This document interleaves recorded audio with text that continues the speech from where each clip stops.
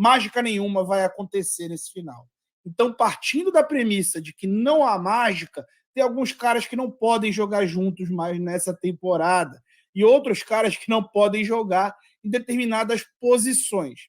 Então, para começar, uma das minhas premissas foi Arrascaeta, Gabigol, Pedro e Bruno Henrique jogam apenas 2 simultaneamente. O jogo contra o Santos, assim como o jogo contra o Grêmio, exemplificou algumas coisas que nós dissemos que temíamos que ocorresse na chegada do Tite, independente de ser o Tite. O Tite é um ótimo treinador, mas ele é mais um treinador. E os técnicos de futebol demonstram, né, nesse momento, pelo menos o Flamengo está ajudando, praticamente com um experimento, né, científico, com tantas trocas de treinador, esses treinadores demonstram ser verdadeiros São Tomé.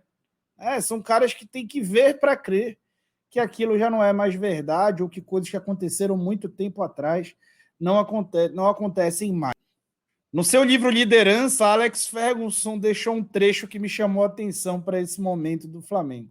E talvez para o Flamengo isso deva valer para parte da torcida ou para a diretoria, não para um técnico, porque técnico nenhum fez parte desse projeto, né?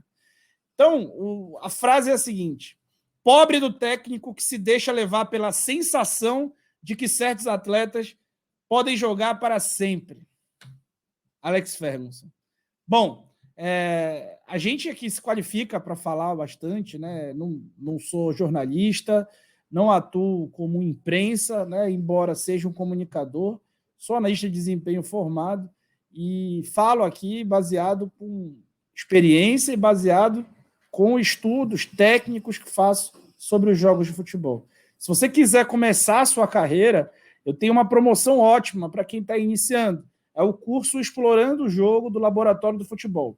Esse curso vai te dar uma noção introdutória sobre o que é análise de desempenho e sobre os primeiros conceitos ali, os mais importantes que você não pode ficar sem saber. Tudo isso por R$15 por mês ou R$149 de uma única vez. Então aproveite essa promoção clicando no link na descrição do vídeo e no comentário fixado. Vamos falar sobre tática sem tatiquejo. Você viu um trecho no início desse vídeo onde eu falei, antes do Tite, né, iniciar sua trajetória pelo Flamengo, de erros que, na minha opinião, ele não poderia cometer se tivesse visualizado e compreendido o que aconteceu, especialmente no ano de 2023 no Flamengo. Um desses erros seria escalar o Gerson como um volante. Outro desses erros seria escalar mais do que 2 entre Bruno Henrique, Arrascaeta, Pedro e Gabigol. Tite parece ter dobrado a aposta em muitas coisas e iniciou o jogo com uma espécie de 4-2-3-1 com 2 pontas abertos. Qual é o problema desse ponta aberto? Eu já expliquei muito aqui, não vou me repetir. É especialmente que, nesse contexto atual do Flamengo, de baixa intensidade de marcação, baixa capacidade de entrega física, esses caras se deslocam muito para tentar atacar a área, eles se deslocam muito em diagonal, tanto o Luiz Araújo quanto o Bruno Henrique. E ao fazer isso, eles deixam bastante distância com relação à dobra naquele setor. Por deixar essa distância tão grande, eles acabam tendo que percorrer uma distância muito maior para voltar e fazer parte da compactação do time. E aí, além disso, o Flamengo, como não marca mais individual a marcação alta, marca por zona essa marcação alta, ele recuou um pouco esse bloco. Então ele entrega ciclos de posse de bola para o adversário, quando o adversário começa a construção dele saindo do goleiro, ele entrega ciclos de posse de bola do adversário mais longos. E aí você recua mais o time e joga com esses caras num espaço mais curto. E também não é muito a deles. Pois bem, o Flamengo foi para campo com esses 2 pontas e o Santos foi para uma marcação mais ao contrário do que o Flamengo está fazendo nessa temporada, tentou fazer uma marcação mais agressiva individualmente alto. Contando ali com o gramado péssimo de Brasília, o Santos foi dificultando essa vida do Flamengo, fazendo uma marcação vigorosa ali e nos primeiros minutos do jogo, trazendo muita dificuldade para a construção do Flamengo, que tentava primeiro sair com os 4 homens, né, os 2 laterais, 2 zagueiros, e depois fazendo uma espécie de losango ali na saída, com um dos laterais, os dois zagueiros e o Thiago Maia na ponta desse losango, para tentar ali empurrar um pouco mais, especialmente o Keivson e o Lucas Braga, além do Nonato, né, que acabava sendo atraído pelo Ayrton Lucas, que avançava por dentro. O Flamengo começou a crescer no jogo e aquele time, por mais que não tivesse preparado para não ter a bola, com a bola é um time bastante agressivo. E aí ficou dando durante um período, ali entre os 10 e 20 minutos, aquela sensação de carro muito veloz indo bater contra uma parede, né? Muito forte, por dentro ali, sem uma amplitude tão grande, porque os dois pontas fechavam por dentro, com bastante aproximação, mas batendo na parede até que na bola parada. E o Pedro fez um gol que é muito importante para ele, né? Nessa retomada de confiança que ele precisa ter e pode ser importante para o Flamengo de novo. O Gerson tentando dar uma espécie de cobertura ofensiva, suportando as jogadas, mas sendo como é o Gerson, pelo menos esse Gerson de 2023, é um cara que não consegue cobrir o tamanho do espaço que os caras de frente acabam deixando. A diferença do Gerson de 2019 é que, além daquele Gerson de 2019 ser mais capaz de cobrir esses espaços, os caras de frente eram menos capazes de deixar esse espaço. E todos trabalhavam muito sem a bola, né? Correndo para trás, inclusive Gabriel, Everton Ribeiro, Bruno Henrique, Arrascaeta especialmente. Hoje a gente não vê isso acontecer e o Gerson acaba ficando, de certa forma, sobrecarregado. O Santos continua ali, né, numa transição e conseguindo encontrar espaços em transição no Flamengo, consegue uma bola parada, a partir dessa bola parada, gol do Nonato. E aí, de novo, o Flamengo sem nervos, né? O Flamengo parece despreparado ali para sofrer gol. E uma bola que o entrelinhas do Flamengo estava completamente espaçado. O Gerson faz uma chegada ali que em muitos momentos, muitos jogos, isso não seria, de certa forma, lance para expulsão ou até mesmo para cartão. Mas ali sobe um pouco o cotovelo, acerta, não dá para reclamar muito da expulsão. É o futebol com VAR, né, que a gente vê a cada dia diferente, mas eu acho que a expulsão está dentro de um contexto justo, mas ela condiciona o jogo.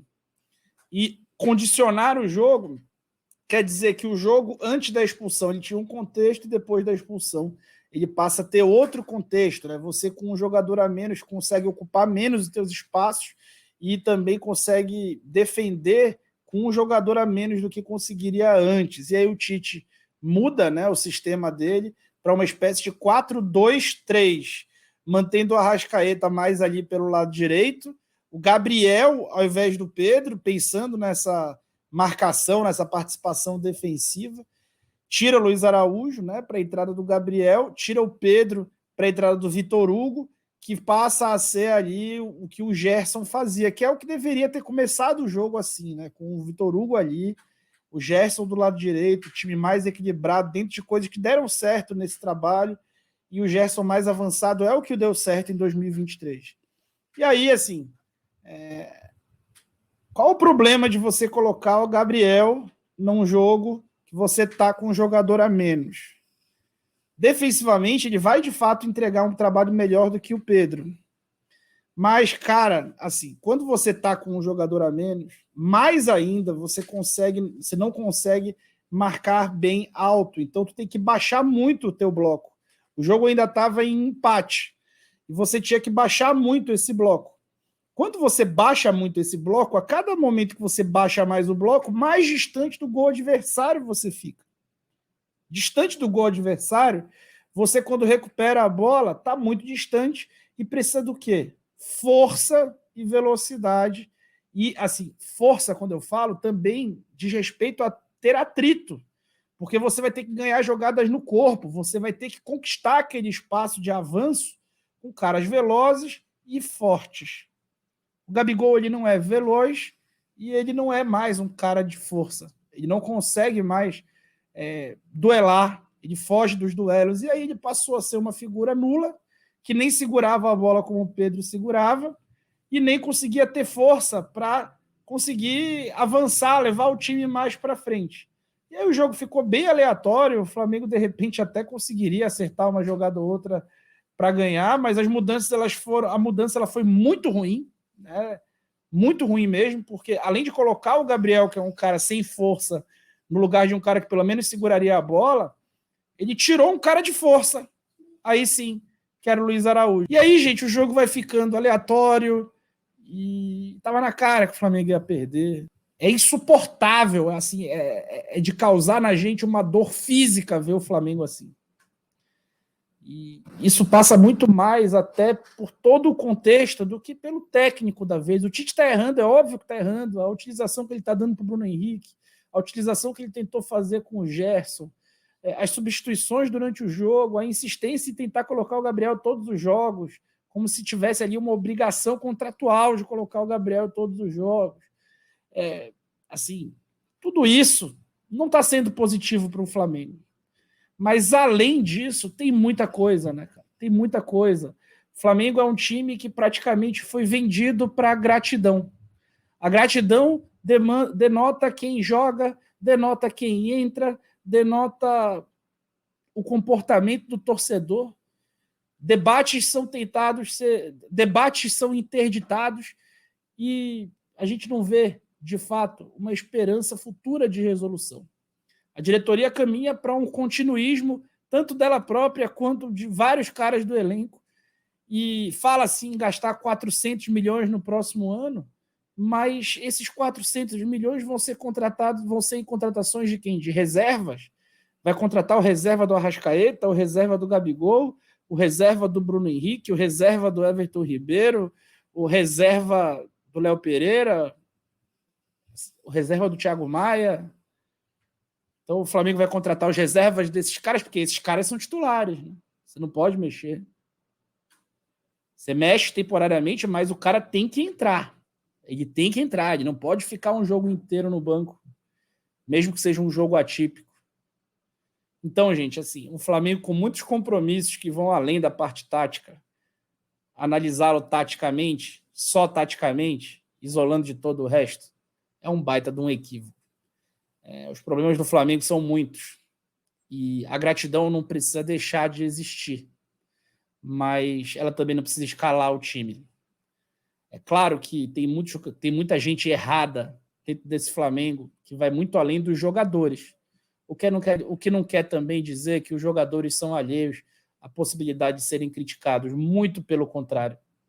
Muito, muito pelo contrário. Quem viu o jogo do Palmeiras contra o Botafogo viu um disparate na comparação geracional aí dos clubes mais vencedores no período. Um clube que tem obstinação e o outro que está entregue ao Deus dará. O Tite, se quiser fazer a composição que normalmente faz, não vai sair do lugar com esse Flamengo. Se ele precisa entregar um bom trabalho na carreira, depois de período na seleção bastante questionável, ele vai precisar fazer além do óbvio. O Flamengo de hoje pode ser uma roubada para ele, mas pode ser também uma tábua de recuperação de uma carreira brilhante de um ótimo técnico. O problema do Flamengo pode ter passado pelos técnicos ao longo do tempo, mas ele passou longe de ser só esse. Ou esse passou longe de ser o principal dos problemas. Que essa derrota pelo menos sirva de algo, porque o Flamengo não cansou de ser humilhado em 2023 para derrotas não terem servido de nada. O Flamengo foi goleado numa final para um rival estadual e aquela derrota para nada serviu. Então, vamos ver se, pelo menos, o contraste entre Flamengo e Palmeiras, nessa quarta-feira, gere a indignação necessária para que as mudanças aconteçam. Tá bom? Não se esqueçam de se inscrever no curso Explorando o Jogo. Custa R$15 por mês ou R$149 de uma única vez. Aproveite para aprender esse curso que tem ali essa promoção por tempo limitado. Clica aí na descrição do vídeo e no comentário fixado e aproveite, tá bom? Muito, muito obrigado e eu fui.